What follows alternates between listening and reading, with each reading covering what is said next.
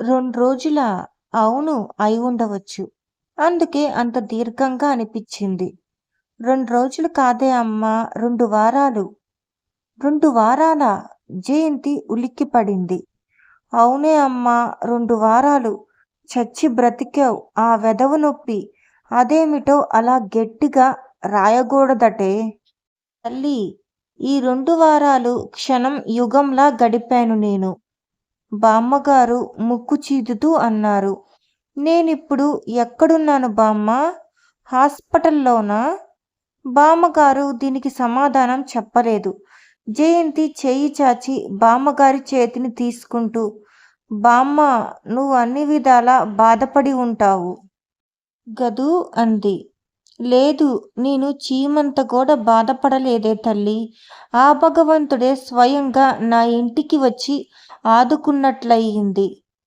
మరి నీ పూజలు వృధా పోతాయా? అవసరానికి భగవంతుడు ఆదుకోకపోతే మనకింకా ఎవరున్నారు? చిక్కిపోయిన జయంతి పెదవుల మీద చిరునవ్వు మెరిసింది. ఆ నవ్వు చూడగానే బామ్మగారికి ధైర్యం వచ్చింది. జయంతికి బాగా స్పృహ వచ్చిన ఆ సాయంత్రమే కామేశ్వరమ్మ గారు, డాక్టర్ గారు వచ్చారు.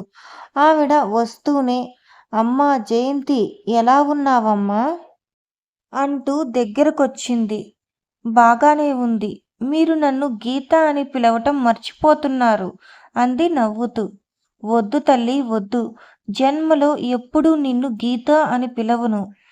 జయ అనే పిలుస్తాను. ఎంత తల్లడిల్లిపోయామని. ఎలా ఉందమ్మా?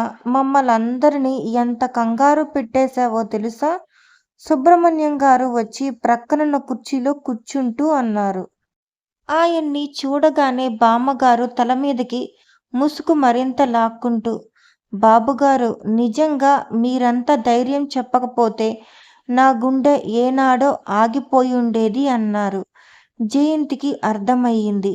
అవసరానికి ఆదుకున్న భగవంతుడు డాక్టర్ గారన్నమాట. అదుగో సునంద వచ్చింది అన్నారు కామేశ్వరమ్మ గారు. జయంతి లేవబోయింది. వద్దు, లేవకు. కట్టు చెదురుతుందేమో. కట్టా? నాకా? ఎక్కడా? జయంతి ఒళ్ళంతా అనుభూతి చెందుతూ అంది. అవును, నిజం. కుడివైపు పొట్ట మీద క్రిందగా కట్టు ఉంది. నాకిక్కడ గాయం ఎలా అయింది? చేత్తో తడుముకుంటూ తనలో తను అనుకున్నట్టుగా అంది. గాయం కాదు, నీకు ఎపెండిసైట్ అయ్యింది. అందులో ఫ్లూ. ఎంత కంగారు పడ్డామని కామేశ్వరమ్మ గారు చెప్పింది. ఎలా ఉంది జయంతి? సునంద మంచానికి అటువైపుగా వచ్చి తలవైపున కూర్చుంది. రా. జయంతి సునంద చేతిని తన చేతుల్లోకి తీసుకుంది. ప్రపంచంలో ఒక్కసారిగా తనకెంతమంది ఆత్మీయులు, తన గురించి ఎంత ఆదుర్దా. జయంతికి ఏదో సంతోషం నరనరంలో కదిలింది. రాజశేఖరం ఏడి? సుబ్రహ్మణ్యం గారు అడిగారు. జయంతి ఉలిక్కిపడింది. ఇప్పుడే, ఇంతకు మునుపే బయటకు వెళ్ళాడు. బామ్మగారు సమాధానం చెప్పారు. అయితే తనను చూడటానికి శేఖరం కూడా వచ్చాడన్నమాట. ఎంత చిత్రం! తను అనుభవించిన ఈ బాధంతటిలో అతను తోడుగా ఉన్నాడు. ఆ సంగతి అతనికి తెలిస్తే ఛీ! ఏమాలోచిస్తుంది తను? ఇంతలో గదిలోకి డాక్టర్ రావటంతో ప్రసంగం మారిపోయింది. వాళ్ళంతా కూర్చుని మాట్లాడుతుండగానే జయంతికి కళ్ళు మూతలు పడిపోయినాయి. గాఢమైన నిద్ర పట్టేసింది. అలా అలా ఎంతసేపు పడుకుందో తెలియదు. మళ్ళీ మెలకువ వచ్చేసరికి కళ్ళ ముందు అంతా చీకటి. క్షణం సేపు తనెక్కడుందో, ఎలాంటి పరిస్థితిలో ఉందో బొత్తిగా అర్థం కాక అయోమయంగా అనిపించింది. ఇంతకు ముందు డాక్టర్ గారు, సునంద వాళ్ళు రావటం, తనతో మాట్లాడటం, అది కూడా కలా నిజమా అని అనుమానం వేసింది. మళ్ళీ చీకటి, మళ్ళీ ఆలోచనలు. ఈ ఊహ వచ్చేసరికి భయం లాంటిది వెన్నెముకను తాకి ఒళ్ళు గల్లుమంది. బామ్మా! నీరసంగా పిలిచింది. సమాధానం రాలేదు. బామ్మ ధైర్యం తెచ్చుకుంటూ ఇంకోసారి పిలిచింది. జయంతి పిలుపుకి ఎవరూ పలకలేదు. కానీ గదిలో మూలగా నిలువెత్తిన నీలం రంగు షేడ్ లైట్ వెలిగింది. అబ్బా! అకస్మాత్తుగా వచ్చిన వెలుగుని చూడలేక కళ్ళు మూసుకుంది. ఏం కావాలి? ఆ స్వరం వింటూ మనసులోనే ఉలిక్కిపడిన జయంతి కళ్ళు తెరిచింది. నీరసంగా ఉన్న కళ్ళకి పొడుగ్గా ఉన్న ఆకారం క్రమంగా స్పష్టంగా కనిపించింది. ఏం కావాలి? పిలిచావెందుకు? రాజశేఖరం అడుగుతున్నాడు. మాట పలుకు లేకుండా చూస్తుండిపోయిన జయంతి సమాధానం చెప్పలేదు. అతను కూడా చూస్తూ నిలబడిపోయాడు. ఇద్దరి కళ్ళు కలుసుకుని చూపులు బంధించుకున్నాయి. జయంతి అనుమానం స్పష్టంగా కొట్టొచ్చినట్లు కనిపిస్తోంది. అతని కళ్ళల్లో చిరునవ్వు నిశ్చింతంగా నిశ్చలంగా కనిపిస్తోంది. ఏం కావాలి? గాలి లేదు? చెమట పోస్తోందా? మంచానికి దగ్గరగా నిలబడి అతను మృదువుగా అడిగాడు. దాహం వేస్తుంది. అసలే దాహంతో మెలకువ వచ్చిన జయంతికి బామ్మగారి స్థానంలో అతను కనిపించటంతో నాలుక మరింత తడారిపోయింది. అతను వెళ్ళి గ్లాసుతో నీళ్లు తీసుకొచ్చి ఇచ్చాడు. జయంతి లేచి కూర్చోబోయింది. ఆ ఆగాగు, లేవకు అంటూ వారించి వచ్చి మంచం మీద తలవైపుగా కూర్చుని కుడి చేతిని జయంతి భుజాల క్రిందకు పోనిచ్చి లేవతీసి కూర్చోపెట్టి ఎడం చేత్తో తాగించాడు. అతని వైపు చూస్తూనే నీళ్లు తాగింది. ఎందుకలా చూస్తావ్? జయంతి తాగటం పూర్తయిన తర్వాత ఇంకా అలాగే పట్టుకుని అడిగాడు. మీరు మీరు నేనెవరో గుర్తుకు రావటం లేదా? మంచినీళ్ళు తియ్యగా ఉన్నాయేం?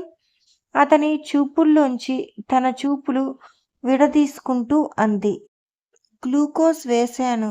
చెప్పు, నేనెవరో నీకు తెలియటం లేదు? తెలుస్తుంది, కానీ మీరు జయంతి వాక్యం పూర్తి చేయలేకపోయింది. అతను మరేం ప్రశ్నించలేదు. వెనక్కు వాల్చి పడుకోబెట్టి లేచి వెళ్ళి గ్లాస్ టేబుల్ మీద పెట్టేశాడు. జయంతి కళ్ళు వెడల్పు చేసుకుని అతని ప్రతి కదలికను జాగ్రత్తగా గమనిస్తోంది. తిరిగి వచ్చి అతను మంచం ప్రక్కగా పడక్కుర్చీలో కూర్చుంటూ నిద్రపో అన్నాడు. బామ్మేది? అవతల గదిలో నిద్రపోతుంది.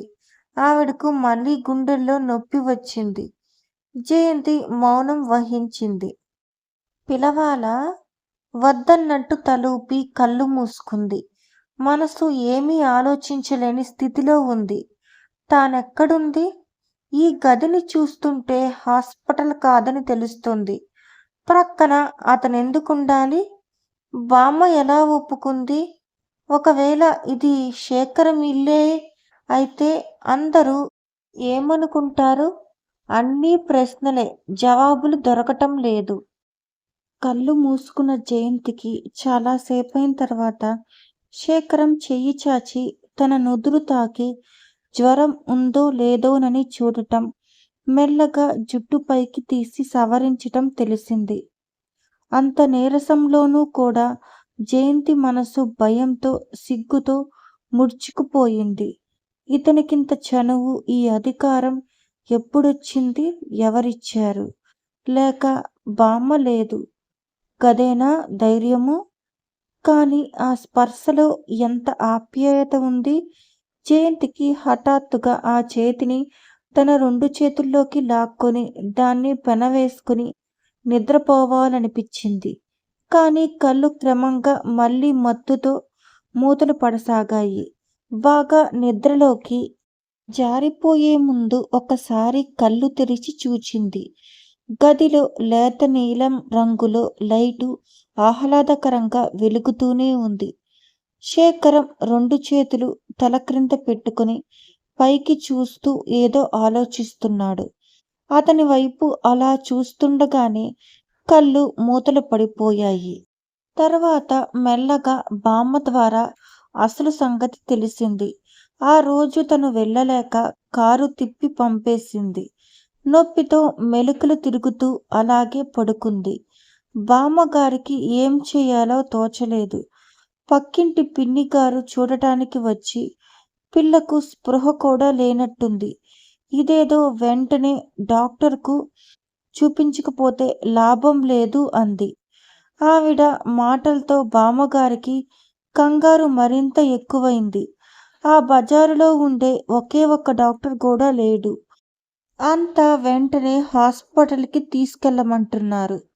ఒళ్ళు తెలియకుండా వేలాడిపోతున్న మనిషిని ఎలాగ కదిలించటం? బామ్మగారు కాలుగాలిన పిల్లిలా అటూ ఇటూ తిరగసాగింది. ఇంతలో వాకిట్లో విమానంలా రెక్కలు చాచుకుని నల్లటి కారు ఒకటి వచ్చి ఆగింది.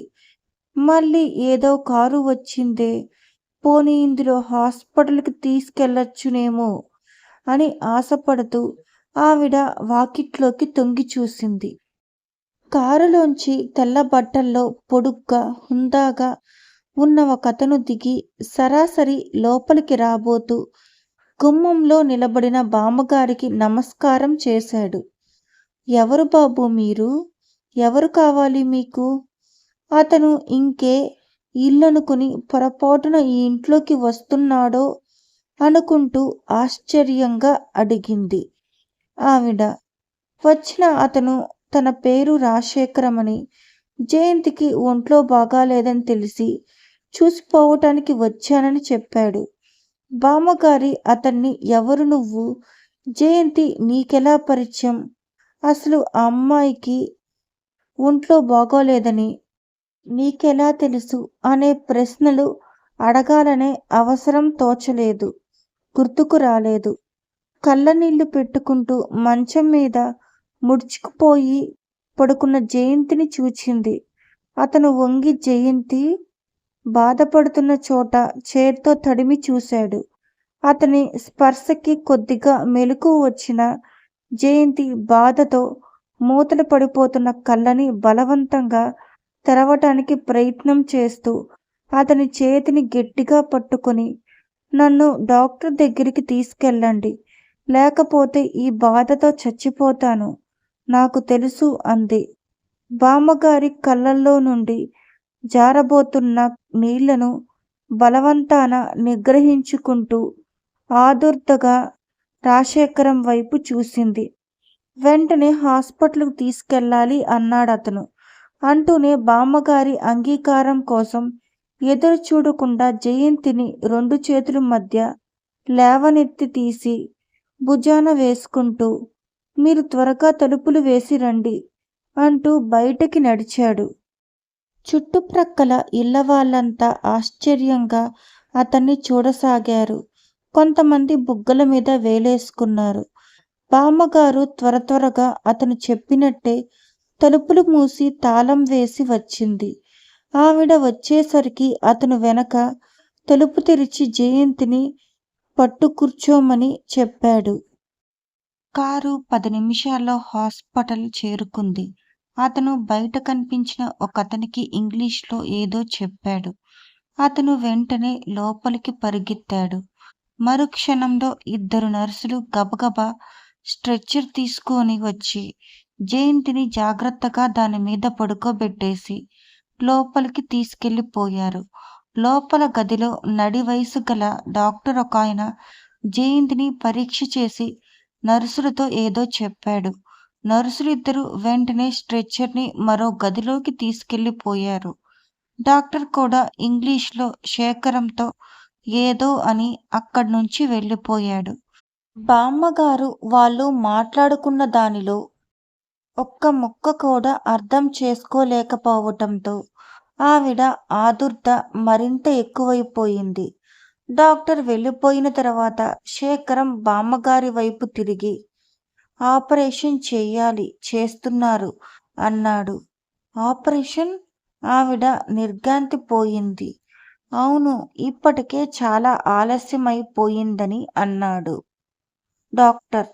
పర్వాలేదులేండి, మీరు కూర్చోండి, ఇందులో గాబరా పడాల్సింది ఏమీ లేదు అన్నాడతను ప్యాంటు జోబులో నుంచి జోబు రుమాలు తీసుకుని మొహం మీద పట్టిన చెమట తుడుచుకుంటూ. బామ్మగారు అక్కడే ఉన్న బెంచి మీద కూలబడిపోయింది. ఆవిడ మనసు భయంలో పడి సుళ్ళు తిరుగుతోంది. జయంతి కళ్ళ ముందు మళ్ళీ సజీవంగా కదులుతుందా? బామ్మ అనే పిలుపు తను వింటుందా? జీవితం తనని ఎన్నో విధాల అన్యాయం చేసింది. ఆ అన్యాయాన్ని ఎదుర్కొంటూ, అలాగే ధైర్యం తెచ్చుకుంటూ జయంతి కోసం జీవిస్తోంది ఆవిడ. చివరికి రేపో మాపో మృత్యుముఖంలో అడుగు పెట్టబోయే తనని విధి ఇంకోసారి మొట్టదు కదా! ఏమో ఆవిడ దిగజారిపోతున్న ధైర్యాన్ని, మనసులో ఉన్న శక్తిని అంతా కూడదీసుకుని, గట్టిగా పట్టుకుని వ్రేలాడుతూ భగవంతుడిని స్మరించసాగింది. శేఖరం గదిలో అటూ ఇటూ పచార్లు చేస్తున్నాడు. ఎవరితను? ఎందుకు? ముందెప్పుడు జయంతి మాట వరసకైనా ఇతన్ని గురించి తన దగ్గర చెప్పలేదే? ఇతని వాలకం, ఆ చొరవ చూస్తుంటే జయంతిని బాగా ఎరుగునట్లే ఉంది.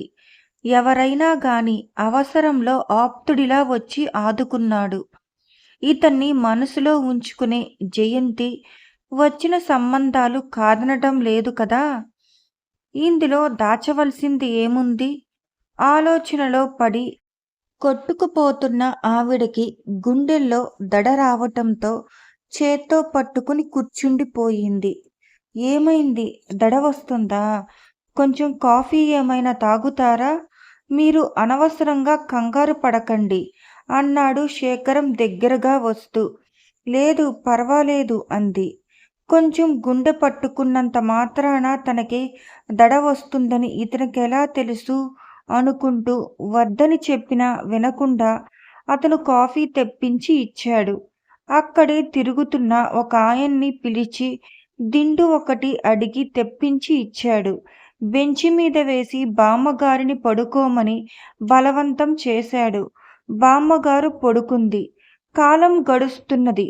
గదిలో ప్యాంటు జేబులో చేతులు పెట్టుకుని అతను అటూ ఇటూ పచార్లు చేస్తూ ఉన్నాడు. గుండెదడతో బల్లమీద ఒరిగిన బామ్మగారికి అదే ధ్యానంతో అతన్ని చూస్తుంటే ఎవర్నో ఎక్కడో చూసినట్లు అనిపించసాగింది. ప్రక్కనుంచి ఆ చెంపలు, ఆ గడ్డం, కోన తేలిన ఆ ముక్కు ఎవరబ్బా? తనకు బాగా తెలిసిన వ్యక్తి పోలికలు స్పష్టంగా కనిపిస్తున్నాయి ఇతనిలో. కానీ అదెలా సాధ్యం? జయంతి క్షేమాన్ని గురించి అదే పనిగా అశాంతితో ఆలోచిస్తున్న బామ్మగారికి ఆ కంగారులో రాజశేఖరం పోలికలున్న వ్యక్తి ఎవరో అంతుపట్టలేదు. ఆపరేషన్ పూర్తయింది. డాక్టర్ పర్వాలేదని చెప్పారు. ముందు అతనే జయంతిని చూసి వచ్చాడు. బామ్మగారు చూసి వచ్చింది. రక్తహీనంగా పాలిపోయిన మొహంతో వడిలిపోయి కంఠం వరకు తెల్లటి దుప్పటి కప్పుకొని ఉన్న మనవరాలిని చూసేసరికి ఆవిడికి దుఃఖం ఆగలేదు. చాలా సేపటి నుంచి నిగ్రహించుకుంటున్నదల్లా ఒక్కసారి బావురమంది. ప్రమాదం గడిచిపోయింది. పర్వాలేదన్నాడు రాజశేఖరం ధైర్యం చెప్తూ. అవును, ఇక్కడకు తీసుకురావటం ఇంకో గంట ఆలస్యమైనట్టయితే డాక్టర్ వాక్యం పూర్తి చేయకుండా వదిలేశాడు. జయంతిని చూచిన తర్వాత గదిలో నుంచి యువతలకు వస్తుండగా నీరసంగా అతని చెయ్యిని ఆధారం చేసుకుని నడుస్తున్న బామ్మగారు, నీ రుణం తీర్చుకోలేను బాబూ అంది కళ్ళు తుడుచుకుంటూ. దానికేం ఉందిలేండి అన్నాడతను మామూలుగా. ఆ రాత్రి డాక్టర్ గారు, భార్య వచ్చారు. బామ్మగారిని బలవంతంగా వాళ్ళింటికి తీసుకెళ్లారు. మర్నాడు కబురు తెలుసుకుని సునంద ఆత్రంగా పరిగెత్తుకు వచ్చింది.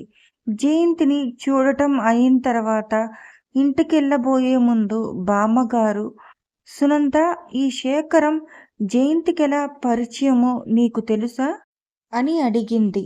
సునంద క్షణం సేపు రెప్పవాల్చకుండా బామ్మగారి వైపు చూస్తూ కూర్చుండిపోయింది. ఆపదలో ఆప్తుడిలా వచ్చి ఆదుకున్నాడు.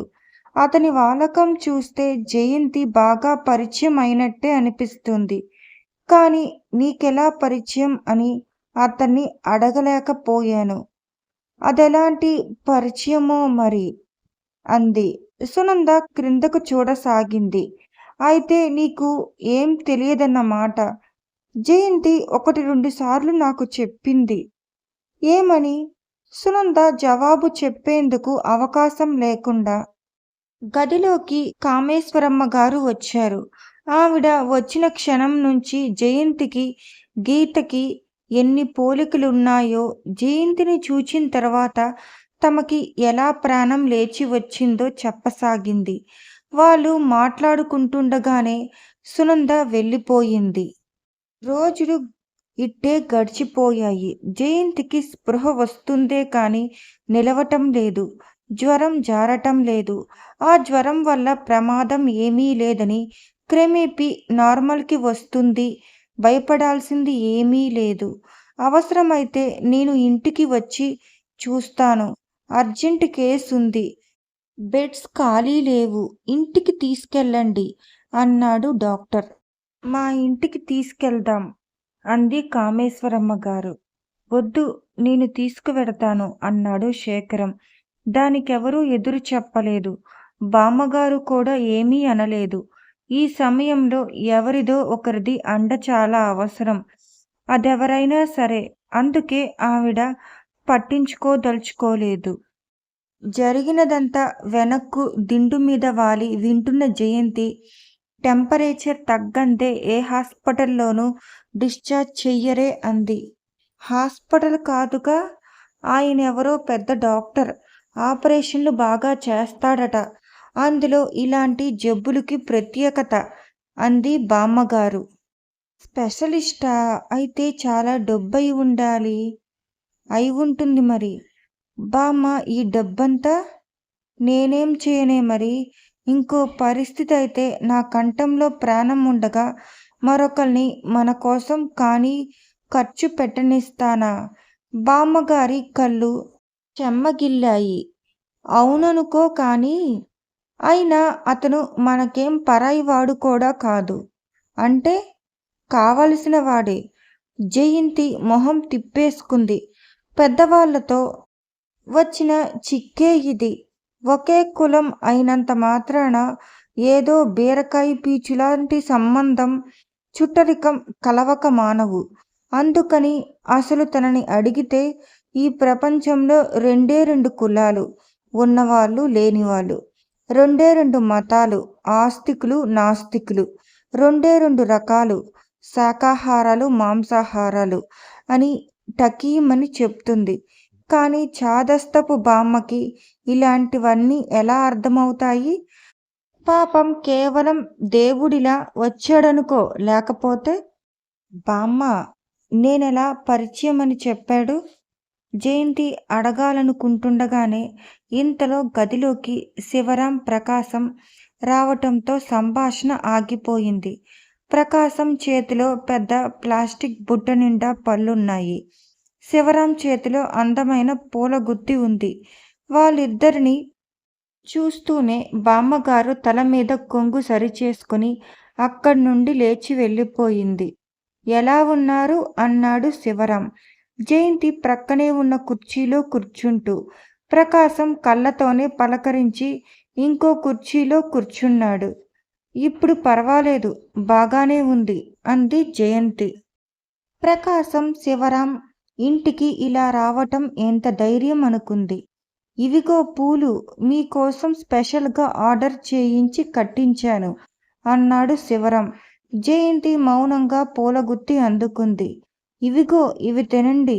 చాలా ప్రేమాభిమానాలతో మీరు త్వరగా కోలుకోవాలని మనసారా కోరుతూ తెచ్చాం. మీకు వెంటనే నయం కాకపోతే నేను పేరు మార్చుకుంటాను అన్నాడు ప్రకాశం. థ్యాంక్స్ అంది జయంతి దుప్పటి అంచున మెలిపెడుతూ. అన్యాయం, చాలా దారుణం. అంత అందమైన పూలగుత్తె అందిస్తే నాకు జవాబే లేదు అన్నాడు శివరాం. ప్రకాశం నవ్వాడు. జయంతి కూడా పరధ్యానంగా నవ్వింది. మనసులో ఎక్కడో శేఖరం రాకముందు వీళ్ళు వెళ్ళిపోతే బాగుండనిపిస్తోంది.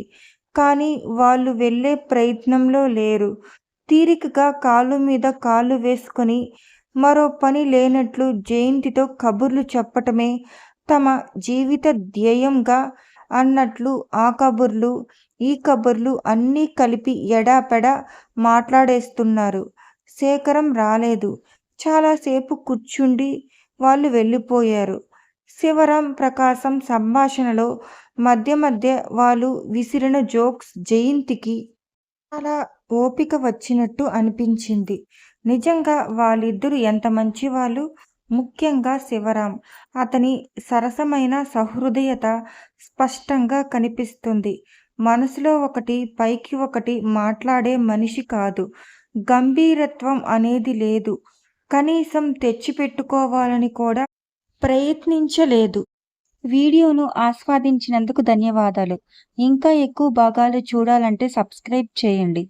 మీ అభిప్రాయాలను కమెంట్లు పంచుకోండి. తరువాతి భాగంలో కలుద్దాం.